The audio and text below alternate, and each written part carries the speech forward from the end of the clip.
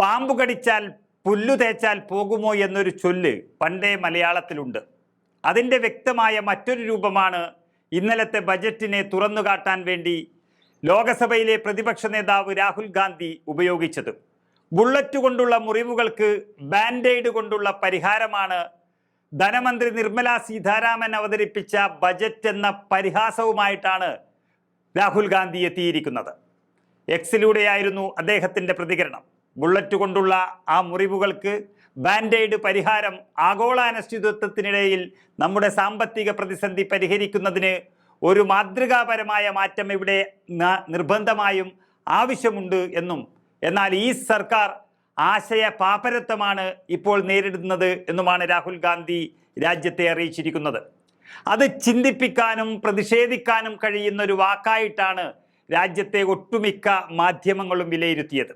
കഴിഞ്ഞ ദിവസം ബജറ്റിൻ്റെ പോരായ്മകളെ മറച്ചുവെക്കാൻ വേണ്ടി സോണിയാഗാന്ധിയെ വളരെ വൃത്തികെട്ട രീതിയിൽ അധിക്ഷേപിക്കാനാണ് BJP ശ്രമിച്ചത്. അതിന് ചില ദിശകളിൽ നിന്നും പ്രതിലോമ ശക്തികളിൽ നിന്നുമൊക്കെ കിട്ടിയ പിന്തുണയും അവർക്കുണ്ടായിരുന്നു. എന്നാൽ അതൊന്നും വകവയ്ക്കാതെ രാഹുൽ ഗാന്ധിയും ഇന്ത്യ മുന്നണിയും നടത്തിയ പ്രതിഷേധം അല്പമെങ്കിലും മോദി സർക്കാരിനെ കളങ്കപ്പെടുത്തിയിട്ടുണ്ട് എന്ന് തന്നെ പറയേണ്ടി വരും. നിയമസഭാ തെരഞ്ഞെടുപ്പ് നടക്കാനിരിക്കുന്ന സംസ്ഥാനങ്ങൾക്കെല്ലാം വാരിക്കോരി കൊടുക്കുമ്പോൾ മറ്റുള്ള സംസ്ഥാനങ്ങൾക്ക് ഒരു നാരങ്ങാമിഠായി പോലും കൊടുക്കാത്ത അവസ്ഥയെ പലരും ചൂണ്ടിക്കാട്ടിയിട്ടുണ്ട്. മാത്രമല്ല BJPയുടെ ഇപ്പോഴത്തെ ഒക്കച്ചങ്ങാതി ചന്ദ്രബാബു നായിഡു ഭരിക്കുന്ന ആന്ധ്രാപ്രദേശിന് പോലും വളരെയധികം നിരാശയാണ്. കാരണം അവിടുത്തെ തെരഞ്ഞെടുപ്പ് കഴിഞ്ഞതേ ഉള്ളൂ. ബീഹാറിനാണെങ്കിൽ ഇനി കഴിയാനിരിക്കുന്നു. ആ ബീഹാറിന് വാരിക്കോരി കൊടുക്കുമ്പോൾ ആന്ധ്രയ്ക്ക് ആനമുട്ട എന്നതും ഇന്നലത്തെ ബജറ്റിനെ വിമർശിക്കുന്ന നല്ല പ്രയോഗങ്ങളിൽ ഒന്ന് തന്നെയായിരുന്നു.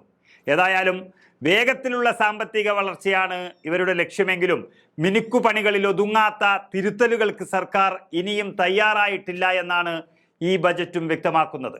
വ്യക്തികൾക്കുള്ള ആദായ നികുതി കുറയ്ക്കുമ്പോഴും ഈ ഇനത്തിലെല്ലാം സർക്കാരിനുള്ള വരുമാനം കൂടുമെന്നാണ് ബജറ്റിന്റെ രേഖകളിൽ വ്യക്തമാക്കുന്നത്. അങ്ങനെ വെടിയുണ്ടയേറ്റ ഒരാൾക്ക് ബാൻഡെയ്ഡ് നൽകുന്ന പരിപാടി ഇനിയും അവസാനിപ്പിക്കണമെന്ന രാഹുൽ ഗാന്ധിയുടെ ആവശ്യവും രാജ്യം ഏറ്റെടുക്കുകയാണ്.